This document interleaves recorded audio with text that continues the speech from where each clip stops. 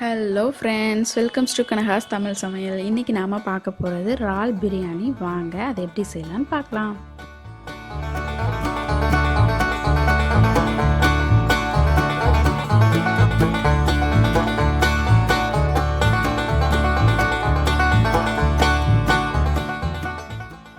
நான் ஒரு 1/2 கிலோ பெரிய இறால் வாஷ் பண்ணி எடுத்திருக்கேன்.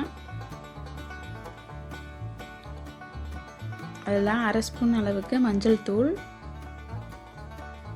1 ஸ்பூன் தனி மிளகாய் தூள், 1 ஸ்பூன் அளவுக்கு கரம் மசாலா,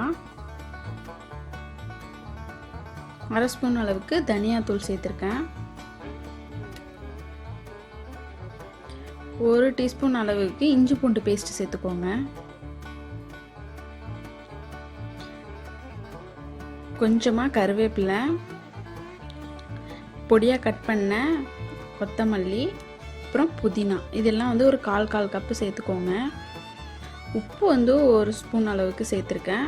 கெட்டியான தயிர் ஒரு 3/4 கப் அளவுக்கு எடுத்திருக்கேன். அப்புறம் ஃப்ரைடு ஆனியன் 1 கப் அளவுக்கு எடுத்திருக்கேன்.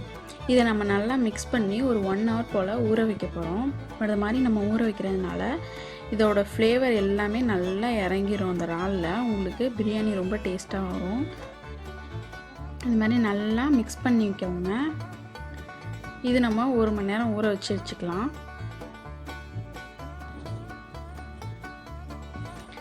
அடுத்து நாம் ரைஸ் ரெடி பண்ணிக்கலாம். அது ஊறுறதுக்குள்ளே 3 ஸ்பூன் அளவுக்கு எண்ணெய் விட்டுக்கிறேன். எண்ணெய் நல்லா சூடாகும். சூடாயிடுச்சு. இதில் நான் 1 பிரிஞ்சி இலை, 1 ஸ்பூன் அளவுக்கு சோம்பு, 3 கிராம்பு, 1 ஸ்டார் மொட்டு, அப்புறம் 1 ஏலக்காய், இதெல்லாத்தையும் சேர்த்து நல்லா தாளிச்சுக்கிறேன். இதை நம்ம ஏன் தாளிக்கிறோம் அப்படின்னா, ரைஸ் குக் பண்ணும்போது இது மாதிரி நீங்கள் தாளித்து வச்சிட்டிங்கன்னா ரைஸில் இதோட ஃப்ளேவர்ஸ், மசாலா ஃப்ளேவர்ஸ் நல்லா இறங்கும். அதனால தான் நம்ம இது மாதிரி பண்ணுறோம்.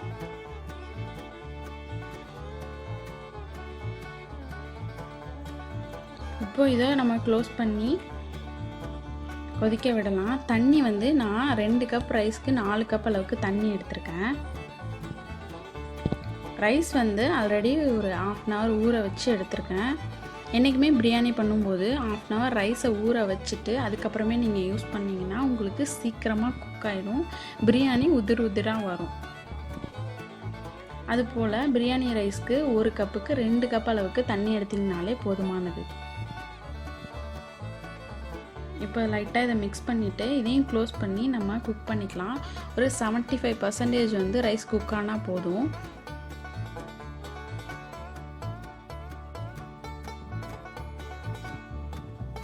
இப்போ ரைஸ் கொஞ்சம் குக் ஆகிடுச்சு.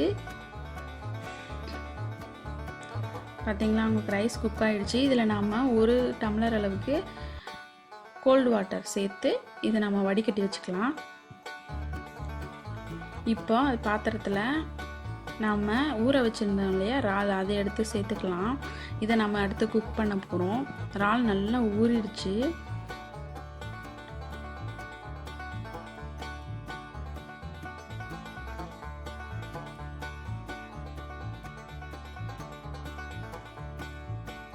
இறால் நீங்கள் என்றைக்குமே வாஷ் பண்ணும்போது கொஞ்சமாக மஞ்சத்தூள், உப்பு, அப்புறம் தயிர் சேர்த்து நல்லா வாஷ் பண்ணி எடுத்துக்கோங்க. அப்படி எடுத்திங்கன்னா உங்களுக்கு அந்த கவுச்சி ஸ்மெல் இல்லாமல் இருக்கும். அப்படி இருக்கும்போது உங்களுக்கு இறால் குக் பண்ணும்போது ஒன்றுமே தெரியாது. நார்மலாக எப்போவும் செய்கிறது மாதிரி தான் இருக்கும். அதனால் நீங்கள் எப்பயுமே அது மாதிரி ட்ரை பண்ணி பாருங்கள். இது நல்லா நம்ம வதக்கிக்குவோம்.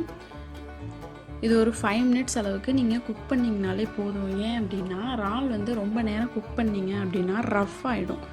அது மாதிரி இருந்துச்சுன்னா உங்களுக்கு சாப்பிட்றதுக்கு நல்லா இருக்காது. அதனால் 5 மினிட்ஸ் போல் குக் பண்ணிக்கலாம். இதில் தண்ணி எதுவுமே நான் சேர்க்கல. ஏன் தண்ணி சேர்க்கல அப்படின்னா உங்களுக்கு இறாலே தண்ணி விடும். இப்போ பார்த்தீங்கன்னா நம்ம தண்ணியே விடலை. இறால் நல்லா வெந்துருச்சு. அது மட்டும் இல்லாமல் தண்ணியும் நிறையா விட்டுருக்கு பார்த்தீங்களா. அதனால் நம்ம தண்ணி ஆட் பண்ணணுன்னு அவசியம் இல்லை. இப்போது இறால் நல்லாவே குக் ஆகிடுச்சு. இது மாதிரி சுருண்டு வரணும். அப்படி இருந்துச்சுன்னா இறால் உங்களுக்கு குக் ஆகிடுச்சுன்னு அர்த்தம். இப்போ இந்த தண்ணி கொஞ்சம் ட்ரை ஆகட்டும். அது வரைக்கும் நம்ம நல்லா பரட்டி விட்டுக்கலாம். இப்போ இது கொஞ்சம் ட்ரை ஆகிடுச்சு. இதில் நாம் ரைஸை ஒரு லேயர் வைக்க போகிறோம்.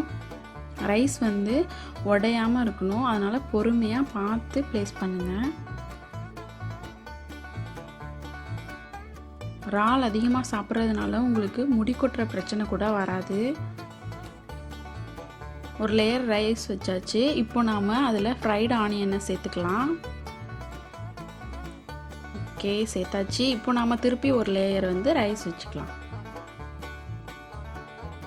நீங்கள் தைராய்டு ப்ராப்ளம் இருக்கிறவங்களா இருந்தீங்கன்னா வாரத்துக்கு ஒரு தடவை இறால் எடுத்துக்கோங்க. அப்படி எடுத்துக்கிறதுனால உங்கள் தைராய்டு லெவல் ரொம்ப கண்ட்ரோலாக இருக்கும். வெயிட் லாஸ் பண்ணணுன்னு நினைக்கிறவங்க கூட நீங்கள் இறால் அதிகமாக எடுத்துக்கலாம். அது உங்களுக்கு ரொம்பவே ஹெல்ப் பண்ணும். ஏன்னா அதில் கார்போஹைட்ரேட் கிடையாது, விட்டமின் நிறையா இருக்குது.